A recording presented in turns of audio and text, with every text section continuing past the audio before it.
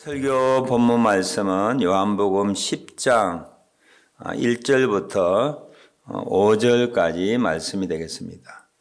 요한복음 10장 1절부터 5절까지 말씀입니다. 내가 진실로 진실로 너에게 이르노니 문을 통하여 양의 우리에 들어가지 아니하고 다른 데로 넘어가는 자는 절도며 강도요 문으로 들어가는 이는 양의 목자라. 문지기는 그들을 위하여 문을 열고 양은 그의 음성을 듣나니 그가 자기 양의 이름을 각각 불러 인도하여 내느니라. 자기 양을 다 내어놓은 후에 앞서가면 양들이 그의 음성을 아는 고로 따라오되 타인의 음성은 알지 못하는 고로 타인을 따르지 아니하고 도리어 도망하느니라. 11절 한 절 말씀입니다. 나는 선한 목자라. 선한 목자는 양들을 위하여 목숨을 버리거니와. 나는 선한 목자라. 선한 목자는 양들을 위하여 목숨을 버리거니와. 오늘 지난주 수요일에 이어서 예수님의 다른 이름, 또 예수님이 우리에게 행하시는 그런 역할에 대하여 함께 살펴보며 믿음을 가지고 이 땅을 살아갈 때 사실 믿으면 천국 갑니다. 죄 용서함 받습니다. 그것 못지않게 중요한 것은 이 땅을 살아가며 우리가 믿음의 대상인 믿음의 고백한 하나님과 예수님과 또 그의 영이신 성령님과 함께 더불어 살아가는 것이 중요하지요. 그래서 우리 지난주에 이어서 오늘 또 예수님이 우리와 함께 하실 때 어떤 일들을 하시는가, 또 그분의 어떤 그런 좋은 것도 우리가 영향력을 받고 또 수여받아서 이 땅에 믿음을 가지고 사는 것이 중요하다 하는 것을 되새기며 올해도 그렇게 살아왔지만 내년 한 해도 그렇게 사는 마음으로 오늘 본문 말씀을 택하여서 함께 나눕니다. 우리 지난주 예수님은 우리의 빛이요 또 위로자요 죄인들의 손님이라고 그렇게 함께 나누었습니다. 예수는 우리의 빛인데도 불구하고 믿고 난 다음에 우리의 삶은 여전히 어두움 가운데 있을 수가 있지요. 그리고 위로자라고 했지만 정말 참 위로자인 예수님께로부터 위로받지 못하는, 늘 위로받지 못하는 그런 안타까운 마음을 가지고 살아가는 성도들이 얼마나 많은지 알지 못합니다. 죄인들의 손님이라 그랬죠. 우리가 죄점에도 불구하고 우리를 찾아와 주시고 함께 거하시는 그 하나님을 잊어버리고 늘 자기의 실패와 연약함 때문에 하나님은 나를 내버렸어, 나를 떠나버렸어, 나는 은혜 받지 못한 자야 하며 자학하고 또 하나님의 사랑을 거부하는 신자들이 너무나 많습니다. 오늘 본문 말씀 요한복음 10장에 나와 있는 예수님은 믿는 자들의 선한 목자다. 선한 목자는 양들을 위하여 목숨을 버리거니와. 예수님은 믿는 우리들을 위하여 목숨을 버릴 정도의 선한 목자인 것을 살펴보며 목자 대신 그분과 동행하며 살아가는 우리들 되었으면 합니다. 우리 오래전에 수요일 날 그 양과 목자에 대한 시편 23편 같이 공부한 적이 있습니다.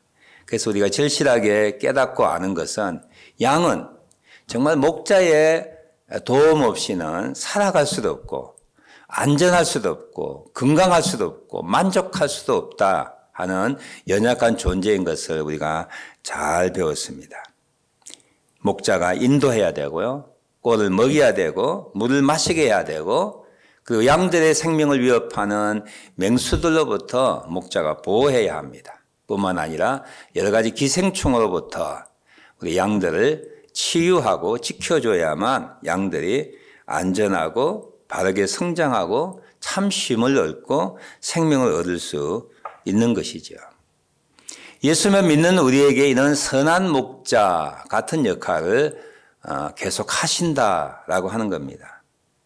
이 세상을 믿는 자들이 살아갈 때에 누가 우리를 안전하게 하며 누가 우리를 행복하게 하고 만족하게 하고 그리고 진정한 쉼을 준다고 생각하는지 우리는 다시 한번 생각해 봐야 합니다. 누가 나에게, 무엇이 우리에게 진정한 쉼과 만족과 그리고 평강을 허락해 주실까요? 우리 보통 가족이나 배우자나 직장이나 친구나 그리고 국가나 돈과 재물, 내가 지니고 있는 명예, 아니면 나 자신이 그런 일을 할 수 있다고 생각하기 쉽습니다. 그렇지만 이런 것들은 어느 정도 환경들이 맞춰갔을 때 우리에게 그런 것들을 부여하기도 합니다만 진짜 우리의 삶을 진정으로 인도하는 참 선한 목자 되시는 예수님 외에는 진정으로 우리에게 이런 것들을 부여할 수 있는 목자는 없습니다. 예수님은 믿는 자에게 선한 목자이십니다. 그래서 시편 23편의 다윗 왕은 여호와는 나의 목자시니 내게 부족함이 없다 하는 고백을 하였습니다. 목자는 양의 이름을 부릅니다.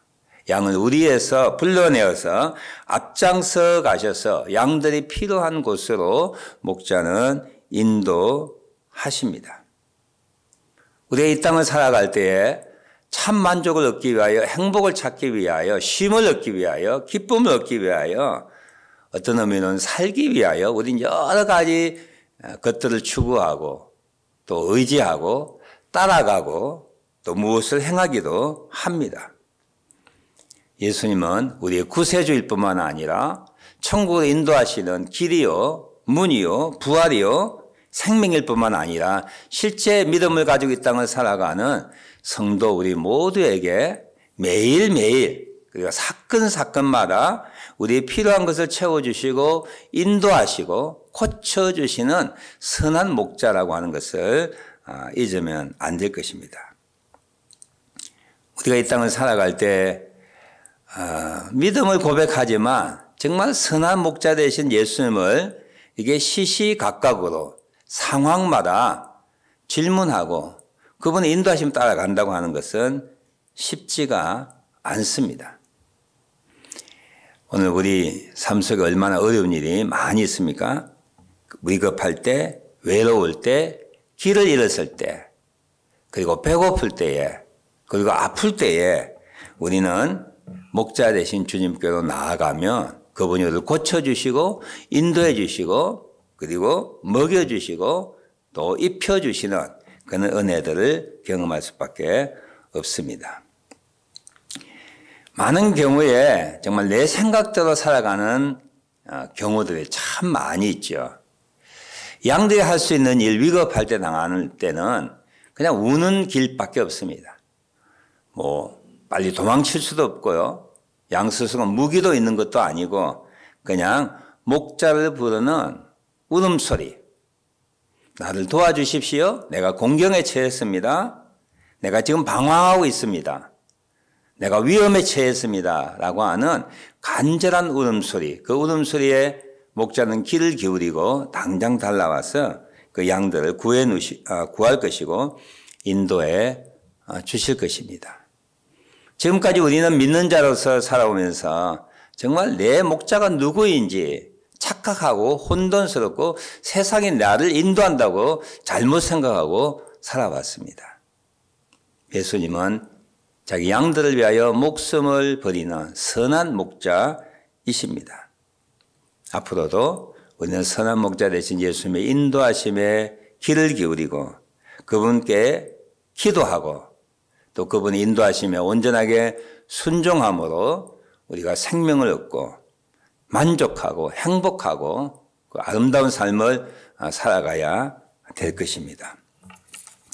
올해도 함께 하신 하나님, 내년에도 우리가 세상을 목자 삼지 않고 또 세상의 사람들을 나의 목자로 여기지 아니하고 예수님만 나의 목자로 여깁니다. 그 목자의 인도하심에 귀를 기울이고 그분의 인도하심에 순종하고 그분이 수여하고 부여하는 것에 우리가 풍성한 꼴을 먹고 행복해지는 내년 그리고 우리 남은 여생이 되기를 원합니다. 두 번째, 예수님은 우리의 목자일 뿐만 아니라 요한복음 15장 15절에 보면 우리의 친구라고 말씀해 주셨어요. 15장 15절 제가 읽겠습니다. 이제부터 너희를 종이라 하지 아니하리니 종은 주인이 하는 것을 알지 못함이니라. 너희를 친구라 하였노니 내가 내 아버지께 들은 것을 다 너희에게 알게 하였습니다. 예수님은 그의 제자들을 종으로 여기지 아니하고 이제부터 너를 친구라 부른다. 아니 이제부터 내가 너의 친구가 될 것이다. 그렇게 말씀하셨습니다. 또한 이 친구는 그냥 친구가 아니라 목숨을 버릴 수 있는, 우리를 위하여 목숨을 버릴 수 있는 진짜 친구가 되시겠다. 주님이 그렇게 약속하셨습니다. 이 친구의 정의와 성격을 보면 친구라고 하는 말 가운데 벗이나 동무, 붕우 또는 아미의, 아미고, 아미가 여러 가지 말이 있고요. 아리스토텔레스라고 하는 철학자는 친구란 두 개의 몸에 깃든 하나의 영혼이다. 두 개의 몸에 깃든 하나의 영혼이다라고 하는 말을 하였습니다. 우리가 가끔 일상적인 대화 가운데 나이 들수록 우리에게 친구가 필요하다. 그래서 좋은 친구를 만드는 것이 필요하다. 그런 이야기들을 자주 합니다. 외로울 때, 기쁠 때, 어려울 때에, 병들 때에 내 마음을 이해하고 나를 돌보아주고 나를 위하여 기도하고 나를 섬기며 나를 위하여 시간을 내어주는 친구가 나이 들수록, 나이 들지 않아도 우리 인생의 전반 가운데 친구가 필요합니다. 누가 친구냐라고 정의할 때, 여러분께 친구가 있느냐 없느냐 질문을 할 때 이런 질문을 해보면 된다고 그래요. 내가 공경을 당했을 때, 내가 어려울 때에 금방 부를 수 있는 사람, 금방 불렸을 때 그분이 나를 찾아와서 나를 도와줄 수 있는, 나와 함께 있을 수 있다고 생각하는 사람, 그 사람이 친구라고 하는 거예요. 이 설교를 준비하면서 어떤 분의 그 설교 예화를 제가 한번 찾아봤는데요. 월남전에 일어났던 일입니다. 어떤 소대원들이 베트공을 싸울 때 한 소대원이 총상을 맞았어요. 그 죽게 되었어요. 소대장이 다 후퇴 명령을 하였습니다. 우리 후퇴해야 된다. 그때 죽어가는 그 소대원 한 사람을 위하여 한 소대원 나선 거예요. 소대장님, 저 사람을 구해야 됩니다. 소대장은 안 된다. 우리가 만일 저 사람을 구하기 위하여 시간을 지체하면 우리 소대원이 다 죽고 만다. 그 사람을 희생시키자.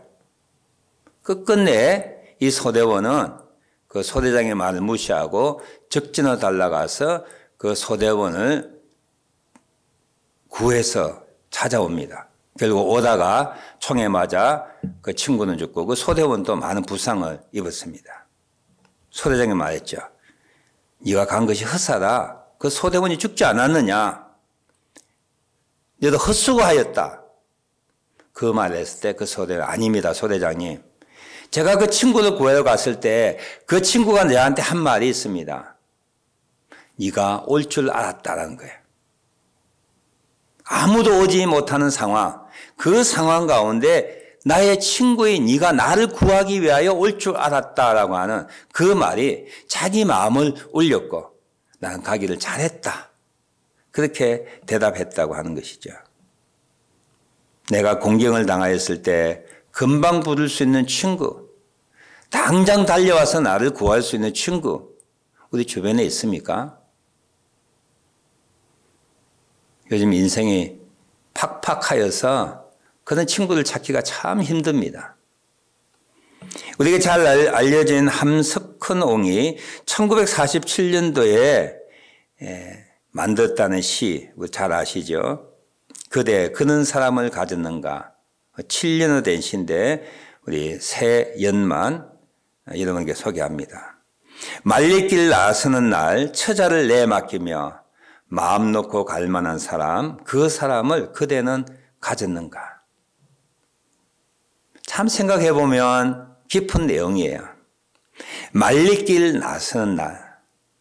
어떻게 생각하면 이 세상을 떠난 날, 떠나는 날이라고 해석할 수 있습니다. 내가 이 세상을 떠날 때에 나 대신에 아내와 가족들을 부양하고 책임져 줄 그는 사람 있는가라고 하는 거야. 두 번째 구절에는 온 세상 다 나를 버려 마음이 외로울 때도 저 마음이 하고 믿어지는 그 사람을 그대는 가졌는가. 온 세상이 자기를 공격할 때, 외로울 때에 자기를 위로해주고 자기 편에 설 수 있는 사람이 있느냐 말이죠. 마지막 구절이 이렇게 되어 있습니다.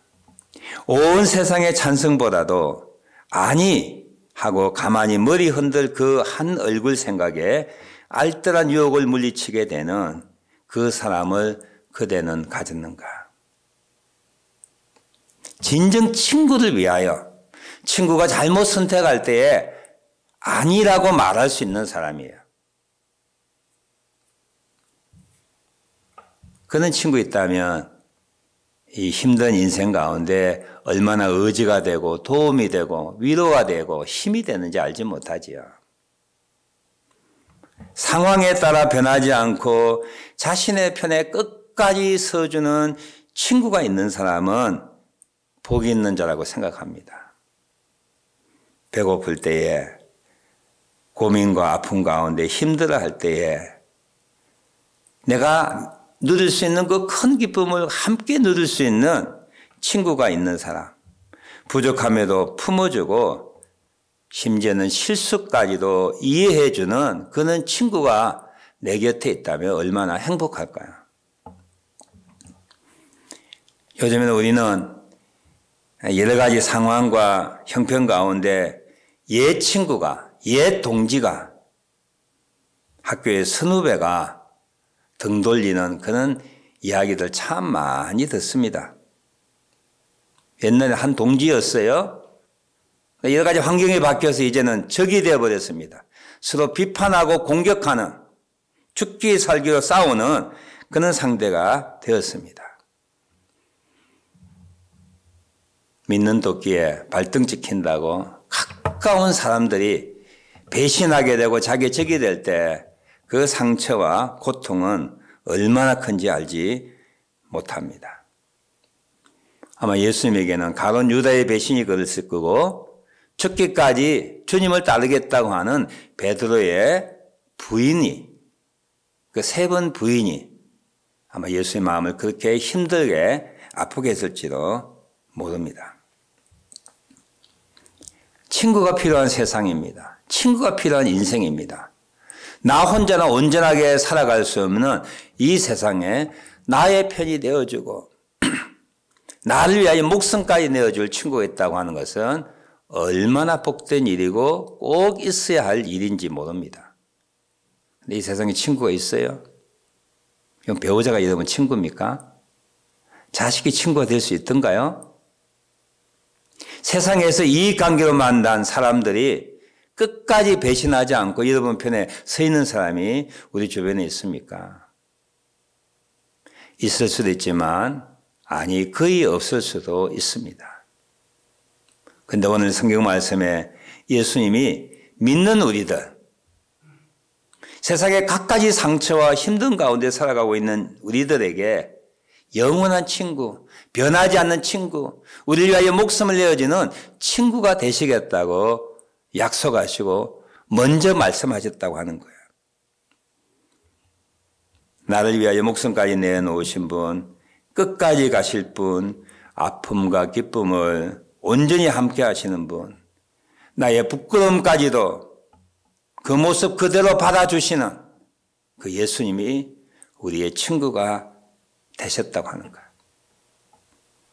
성경에 보면 요한복음 11장에는 나사로를 우리의 친구다라고 예수님이 명하셨습니다. 구약에는 역대하 20장 7절에 보면 하나님께서 나의 벗 아브라함의 자손아, 하나님의 친구가 아브라함이었다고 하는 거예요. 아브라함에게 하나님께서 친구가 되셨다고 하는 것이죠. 변하지 않는 것이 없는 이 세상에 변하지 않게, 그리고 나와 영원히 나의 편에 서 계셔서 나를 위로하시고 나의 아픔과 고통과 즐거움까지도 함께 하시는 예수님이 나의 친구 되신다고 하는 것. 얼마나 힘이 되고 얼마나 감사한 일인지, 얼마나 복된 약속인지 알지 못합니다. 지금까지 삶도 넉넉하지 않았지만 앞으로의 삶도 힘들 것입니다. 그럴 때에 든든한 친구, 영원한 친구, 예수님이 내 곁에 계신다고 하는 것, 이 어려운 세상을 이겨나갈 수 있는 큰 힘이 될 것입니다. 예수님이 부족하고 연약하지만 우리의 친구가 되신다고 약속하셨습니다. 마지막 세 번째, 고린도후서 4장 7절에 보면 사도 바울은 우리는 깨어지기 쉬운 연약한 질그릇 같은데 우리 속에 예수 그리스도라고 하는 보물을 하나님께서 주셨다 하는 그런 내용들이 있습니다.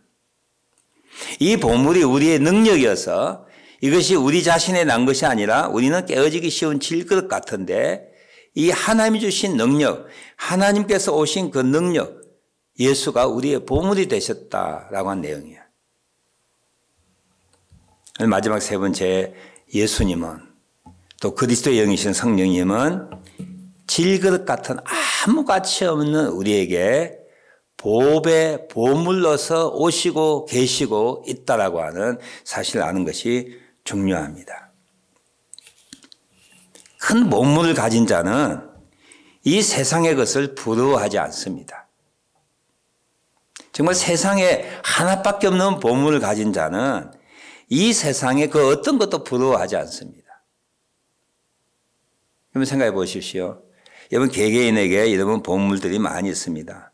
사랑, 추억, 좋은 부모들, 형제들, 아까 말씀드린 친구, 또 남들이 가지고 있는 어마어마한 그런 부를 우리가 가지고 있을 때 그것 때문에 우리는 자신만만해하고 그 세상에 허접한 것들에 마음 뺏기지 않는 것 같이 우리에게 세상과 바꿀 수 없는 세상의 모든 것을 다 합하여도 이것보다는 경한, 가벼운 세상의 어떤 힘이나 영광과 생명과 그리고 자랑과 귀한 것과는 도저히 비교할 수 없는 보배, 그 보배가 우리 속에 계신 예수님이라고 하는 사실이죠. 믿는 성도 여러분, 여러분의 보배, 여러분 재산 목록 중에 넘버원은 무엇입니까? 한번 이 시간에 점검해 볼 만합니다.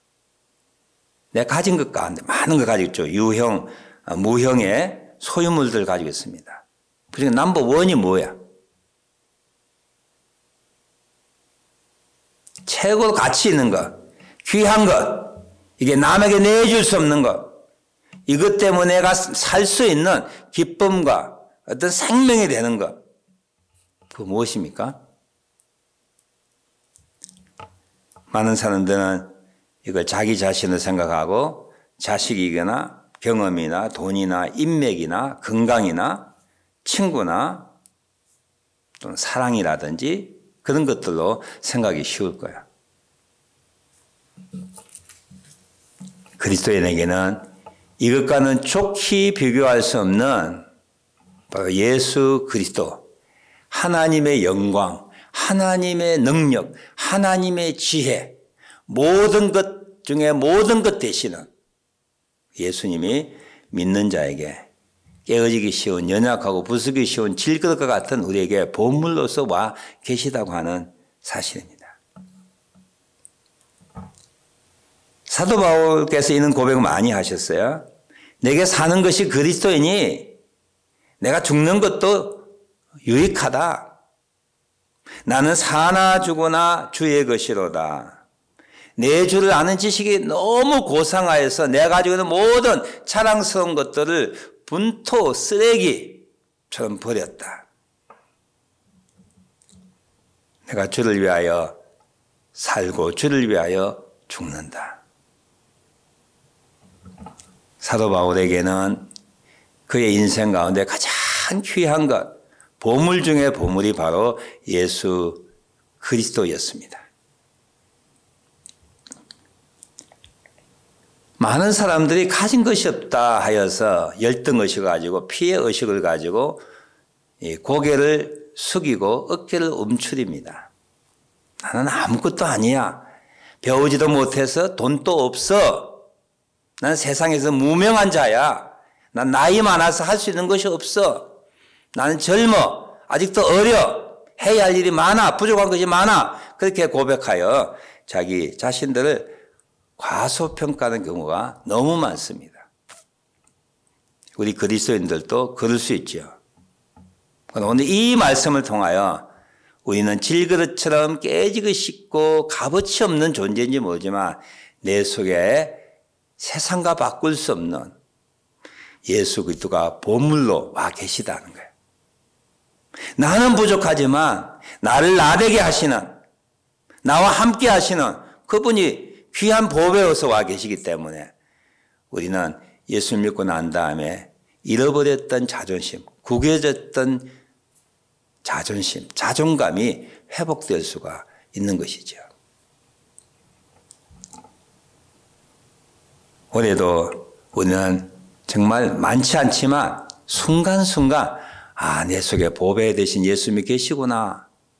그분의 위로하심과 그분의 인도하심과 그분의 친구 되심과 그분의 빛으로 인도하심과 그분이 나를 찾아와 주시고 함께 계시는 그 은혜 가운데 살아왔습니다.